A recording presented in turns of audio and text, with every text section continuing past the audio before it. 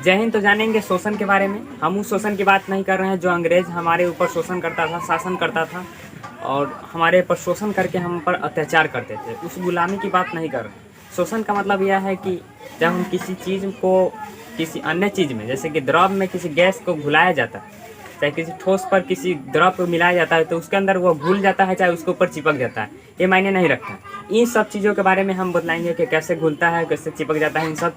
इन सारे चीज़ों के बारे में केमिस्ट्री में उसको क्या कहा जाता है। जैसे कि आप जानते हैं शोषण शोषण दो प्रकार के होते हैं, अपशोषण, अधिशोषण। अपशोषण की बात करें तो जब किसी ठोस में द्रव या गैस के फॉर्म, द्रव का मतलब हो गया लिक्विड फॉर्म, जैसे कि पानी हो गया, चीनी का घोल हो गया, इसे इन सब चीज़ों के किसी ठोस में घुल जाए, मतलब अंदर प्रवेश कर जाता है, उसको कहा जाता है अपशोषण। आप जानते होंगे कि जैसे कि एक स्पंज है, तो इसके अंदर ये रस है, इसके अंदर एक ठोस के अंदर गैस मतलब हवा, और ये रस लिक्विड फॉर्म है, ये स्पंज के लिक्विड फॉर्म है, इसके अंदर घुल गया, तो इसको कहा जाता है अपशोषण। मतलब किसी अंदर प्रवेश कर गया, इसे अपशोषण कहते हैं। लेकिन एक ऐसा स्थिति आता है जब हम किसी ठोस पदार्थ पर पानी या किसी लेयर उस पर रखा जाता है, पानी के बूंदे, चाहे कोई भी द्रव हो, लिक्विड फॉर्म हो, उस पर चिपकता नहीं। जैसे कि लोहा पर आप पानी डालेंगे, चाहे चीनी का घोल रखेंगे, वह मिठाई की तरह नहीं घुलेगा, यानी कि वह अपशोषण का उदाहरण नहीं है।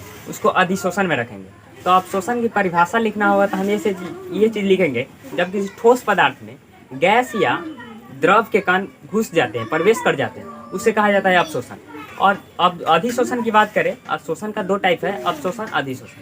अधिशोषण उसको कहते हैं जब किसी ठोस पदार्थ में द्रव या गैस के कारण उस पर चिपक जाता है, जैसे कि लोहा पर चिपक जाता है। ये सब चीज़ों में ज़्यादा घुसेगा नहीं, ये तो लकड़ी का है तो थोड़ा हमारा घुस जाएगा, लेकिन यही लोहा के उदाहरण हम लेते हैं। जैसे कि ये प्लास्टिक का मार्कर हो गया, इस पर अगर पानी डालेंगे, रस के बूंद डालेंगे, इसके अंदर नहीं चिपकता है, देखिए बाहर निकल गया।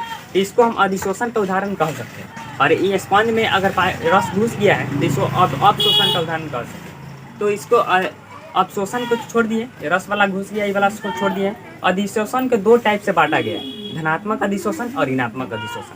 अधिशोषण की बात कर रहे हैं, उसको सांद्रता के आधार पर दो भाग में बांटा जाता है, धनात्मक अधिशोषण और ऋणात्मक अधिशोषण। धनात्मक अधिशोषण कहने का मतलब है ये अधिशोषक वस्तु है और एक अणु होता है जो हम चिपकाते हैं। पानी को अधिशोषित अणु कह सकते हैं और यह अधिशोषक वस्तु है।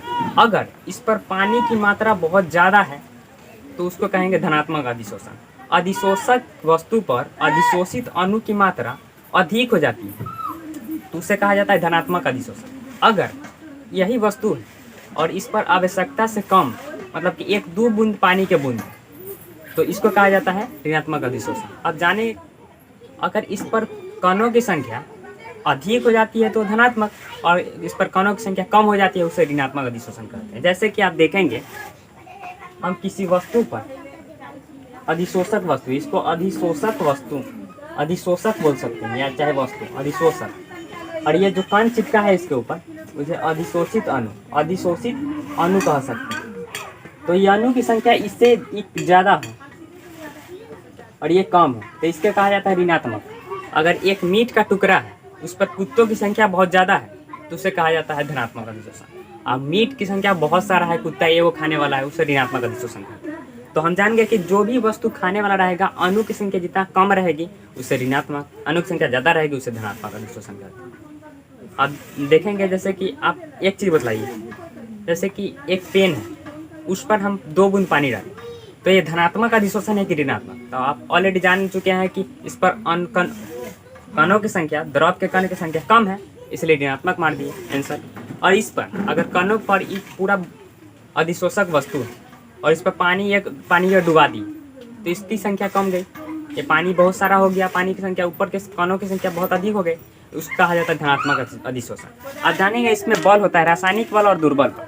अब हम किसी चीज़ को, यही स्टिक है, इस स्टिक को हम फेविक्विक से जोड़ दें तो फेविक्विक इसको बहुत मतलब कि एक ऐसा हार्ड से जोड़ेगी जिसे निकालना मुश्किल हो जाता है।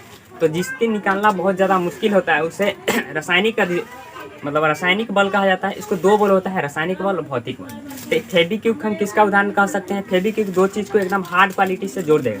जैसे कि अब